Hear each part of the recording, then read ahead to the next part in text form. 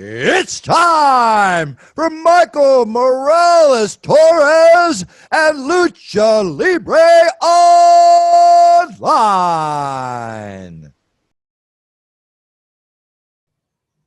Saludos a toda la afición de la lucha libre. Este que les habla es Michael Morales Torres, integrante del equipo de Lucha Libre Online. Y tenemos el enorme privilegio de presentarles a nuestro invitado especial en la tarde de hoy. Primero que todo, representando a All Elite Wrestling. Él es una de las mejores voces en la historia de la industria de la lucha libre, el señor Tony Schiavone. Tony Schiavone, it is such an honor for us to have you as our guest. How are you doing today?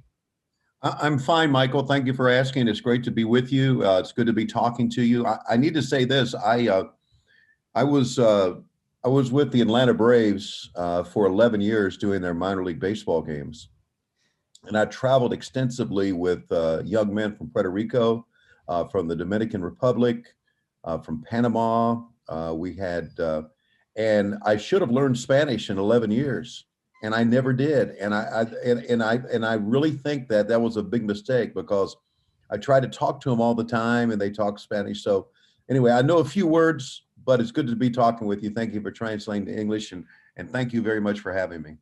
Thank you for being here. And don't worry, literally, I've been speaking Spanish my whole life, and every time I travel to a different country, it's like I've never spoke Spanish before. The words and everything change. So it's like you don't even speak Spanish at all in my case. So I wanted to talk to you about how your career began. I mean, what was the match or the wrestler or that moment that engaged you enough to do this as your profession for the rest of your life in the pro wrestling industry? Well, Michael, I was always a wrestling fan when I was, I can't say always a wrestling fan. I was a wrestling fan beginning back when I was in high school. I started out being a baseball fan. As I mentioned to you, I just loved baseball. And I started watching professional wrestling. I'm thinking probably 1974. And that's when I started watching. And the first wrestlers I saw were Ric Flair, Wahoo McDaniel, Blackjack Mulligan, Paul Jones, Gene and Ole Anderson, Mid-Atlantic Championship Wrestling, which was based out of North Carolina. I lived in Virginia. That's where I grew up. And so I started watching that. And I got a job in baseball. And it just so happened the second job I got in baseball, not the first, but the second job I got in baseball was with Jim Crockett Promotions. And they also owned, that was the company that ran professional wrestling that I watched on TV. So that's how I got into it. I did an interview with Ric Flair back in 1983. Rick liked my work, and I started working with him a little bit. I got to know Dusty Rhodes, the American Dream, started working with him. And that's kind of how it all happened. It all happened kind of as soon as I graduated from college in 1980 and started my career. It kind of happened very quickly. 3 years later, I was doing wrestling on TV after I graduated from college. And 2 years after that, I was doing it on TBS, on WTBS on a national basis. So it kind of all happened fast. I was very lucky that I loved the sport. And I was very lucky that I got a job with people who were in the wrestling business. So I'm going to translate this to Spanish. Tony Schiavone menciona que su pasión por la industria de la lucha libre, siempre fue un fanático de la industria y del trabajo de la lucha libre.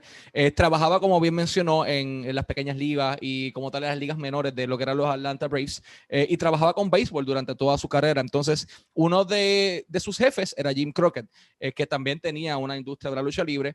Él menciona que llegó a ver una promoción de allá de Atlanta, de Mid-Atlantic, en donde vio a gente como Ric Flair, a Blackjack Mulligan y a diferentes personas, y no fue hasta que entrevistó por primera vez a Ric Flair en el 1983 que este hombre dijo, esto es lo mío, me gusta, y mientras trabajaba con béisbol eventualmente fue haciendo la transición hasta que llegó a lo que es Jim Crockett Promotions. I wanted to talk to you about, yes, you were for Jim Crockett Promotions for 6 years, I believe.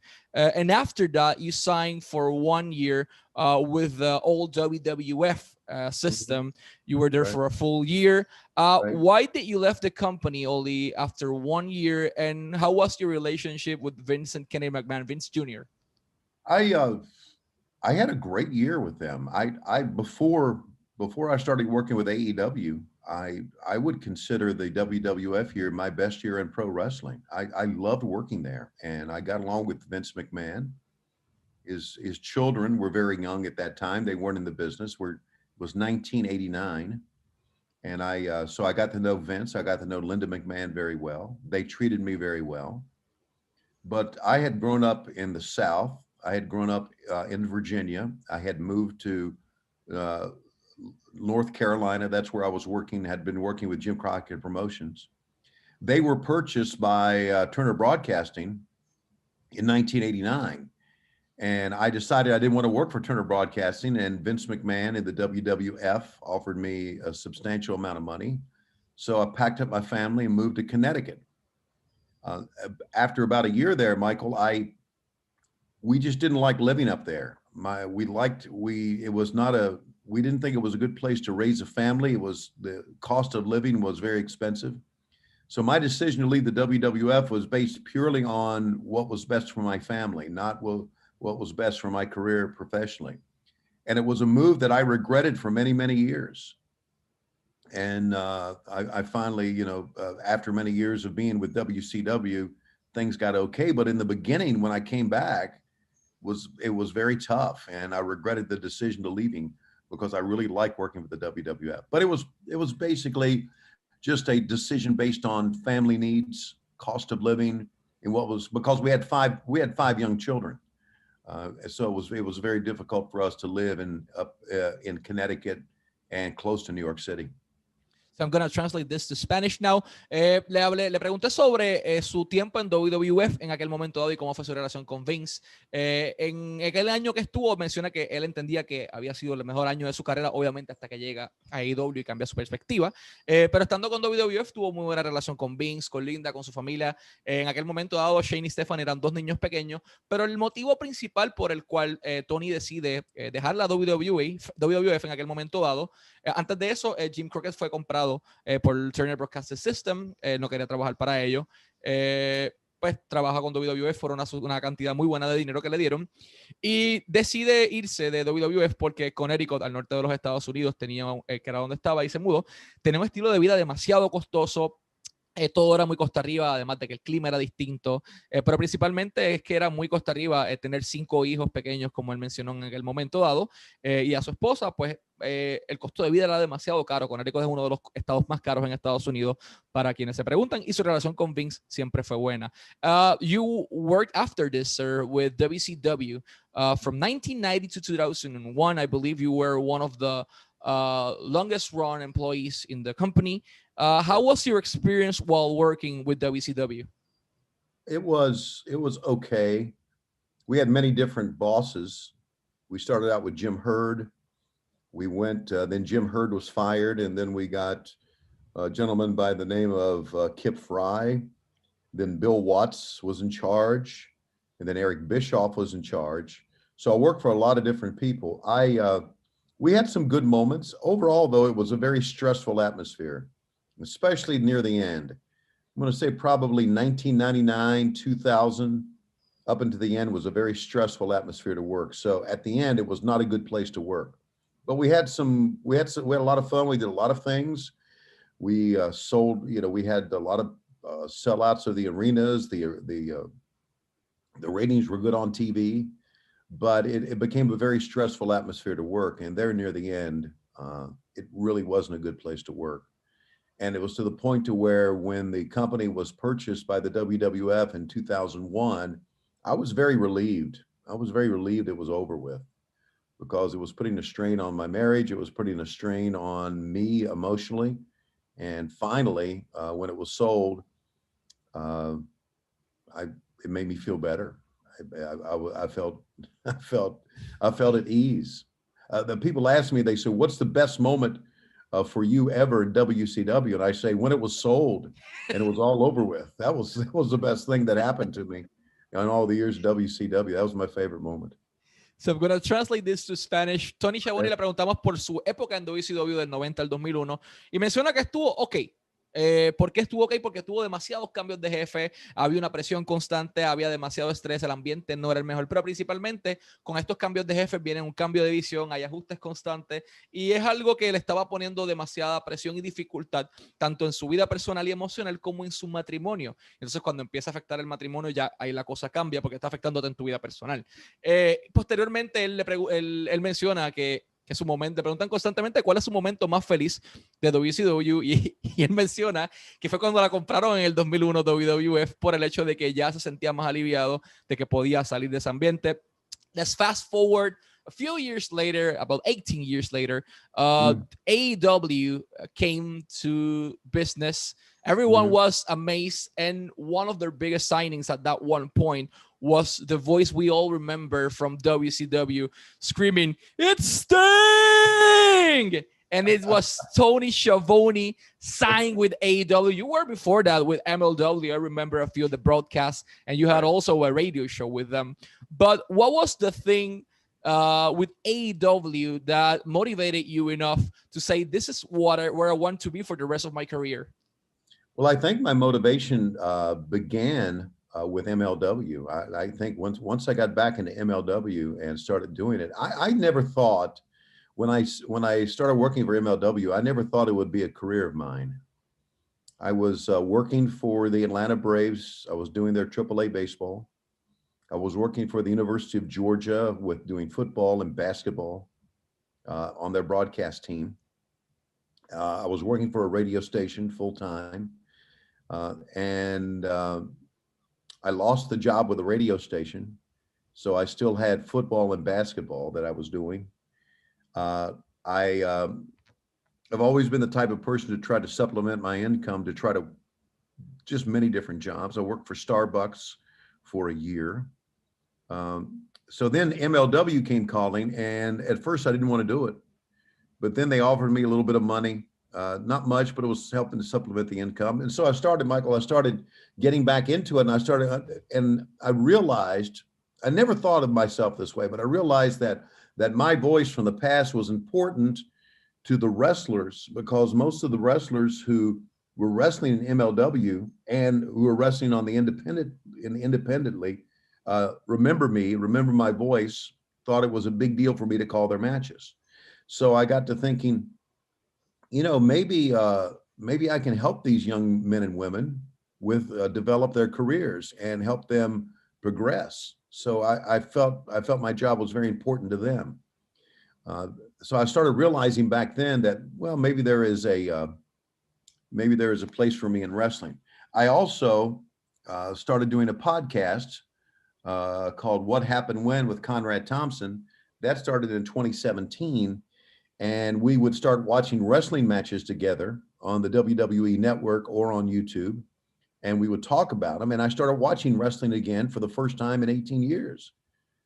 That got my interest up as well. So I had a little bit of interest going into AEW. And then I had a meeting with Tony Khan. I knew they had this event in Las Vegas, Double or Nothing in Las Vegas, that I went to, and I was sitting front row ringside as a fan. But I never envisioned them calling on me, wanted me to be a part of the broadcast team. Once I met Tony Khan and got to know him, it was a very easy decision, both financially and I really think it's very important working for a good person and a good company, and that's what we have. And I feel very comfortable. Again, if you go back to my years, my end of the year at WCW, it was not a good place to work.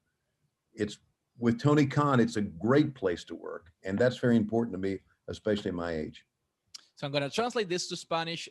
Tony Schiavone, posterior a su salida de WCW, deja de ver lucha libre y comienza a trabajar en otras cosas. Comienza a trabajar con los Atlanta Braves en su liga de AAA como narrador. Comienza a trabajar también con la Universidad de Atlanta como narrador de baloncesto, de fútbol. Y al igual que esto, durante sus múltiples trabajos, también trabajó en Starbucks por un periodo de un año. Y MLW de repente lo llama y le dice, quiero que seas la voz nuevamente de la lucha libre. La gran mayoría de los luchadores ahí era algo importante para ellos que Tony Schiavone narrara sus luchas.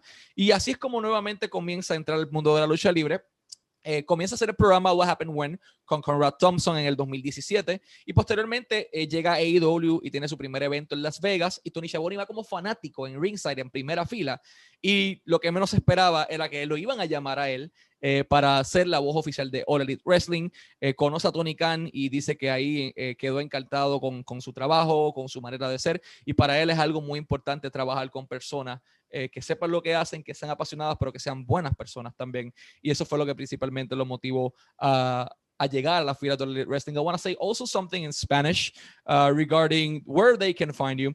Pueden sintonizar What Happened When todos los lunes a las 6 de la tarde, discúlpame, 6 de la mañana, hora del este, disponible en adfreeshows.com. What Happened When, uno de los mejores podcasts hablando de WCW y de toda la historia de la industria de los Monday Night Wars en aquel momento dado. What Happened When, 6 de la mañana, hora del este, at Free Shows. También pueden seguirlos en todas sus redes sociales, Instagram y Twitter, WHW Monday, WHW Monday, y de igual manera en YouTube, What Happened When. También pueden seguir a Tony Schiavone en Twitter y en Instagram como Tony Schiavone 24. Y All Elite Wrestling tiene su programación semanal AEW Dark los martes 7 de la noche hora del este a través de su canal de YouTube, AEW Dynamite los miércoles 8 de la noche a través de TNT y la suscripción mensual de AEW Dynamite Plus en Fight TV para todos los fanáticos de todo el mundo, 8 de la noche. Y además de eso, después tienen el post show a las 10 de la noche hora del este por Facebook Live. Tony Schiavone, quien está conduciéndolo, hablan de todo un poco. AEW Unrestricted Podcast los jueves también lo están lanzando. Tienen con Will Hobbs, tienen con Tony Schiavone, tienen con Sting, tienen con todo el mundo y es una alternativa excelente para todos aquellos que estén escuchándolo. Mr. Schiavone, first of all, it's been such an honor to have you as our guest. Last but not least, there is a two question in one. How can you describe the creative process in All Elite Wrestling and while seeing the current roster, which one is the name, either male or female, that you can say this can be the marquee name in pro wrestling in the future? Wow, that's let me talk about the creative process. As you know, Tony Khan is the man who's in charge of the creative process. He has done a tremendous job. I've often said many times that if someone's going to give out a quote unquote Booker of the Year award, it needs to go to Tony because he puts together that show. And he also has the input, of course, of our EVPs, the Young Bucks, Kenny Omega, Cody. Those guys help him out in the creative process. We were talking about this last night, and it's interesting that you would ask me this question. Of course, I think that Jon Moxley is without a doubt our biggest star and our biggest marquee star. But I was watching some matches after we did Dynamite last night. We taped AEW Dark, which is on YouTube. And Ray Phoenix had a match. And one of the young guys backstage, I won't say which name it was, he said, Ray Phoenix is the Rey Mysterio of my generation. And he's right. Ray Phoenix is absolutely amazing. And it amazes me sometimes why we need to use him more. Some of the things that Ray Phoenix can do. So he is to me, one of the unsung top stars that we have. And I say that not necessarily because I'm on with you here on Lucha Libre Wrestling, but because of how great he is. But to me, Jon Moxley, Cody, Kenny Omega, the Bucks, obviously, are our top stars. And I really think that they are the faces of our company. And there's one other two that just absolutely amazes me, and that's Eddie Kingston. Eddie Kingston was in independent wrestling for a long, long time. We knew about him, we heard about him, we hired him, and he is absolutely an amazing athlete. And two others that are going to be great stars for a long, long time. Since I think are Sammy Guerrero, who's absolutely amazing, and Jungle Boy. I think those kids are very, very good. I really like seeing really young, guys who are like in their early 20s. I feel like I'm at the beginning of their career, which is going to be, if they'll stay healthy, will be a career for a long, long time. So I'm going to translate this to Spanish. Le preguntamos sobre el proceso creativo en All Elite Wrestling y sobre el roster actual. ¿Cuál es ese marquee name que puede trascender en el futuro de AEW? Y menciona que actualmente Tony Khan es quien está encargado del proceso creativo, que está haciendo un trabajo excelente. Él, obviamente, Tony se ha echado encima el peso de todos los programas sin tener que hacerlo, y eso es algo simplemente admirable. Y menciona que si alguien se ganaría el premio al libretista o al Booker del año, sería Tony Khan. Posteriormente analiza el roster actual y menciona que obviamente su estrella más grande es Jon Moxley, pero esos nombres grandes son los Young Bucks, Kenny Omega, Jon Moxley, Cody Rhodes, y menciona también a Eddie Kingston como uno de esos grandes nombres o pilares actuales. Posteriormente procede a mencionar que una de las grandes superestrellas, tanto ahora como para el futuro, lo es Rey Fénix, quien hablando con uno de sus compañeros backstage mencionó que es el Rey Misterio de su generación, y es muy cierto.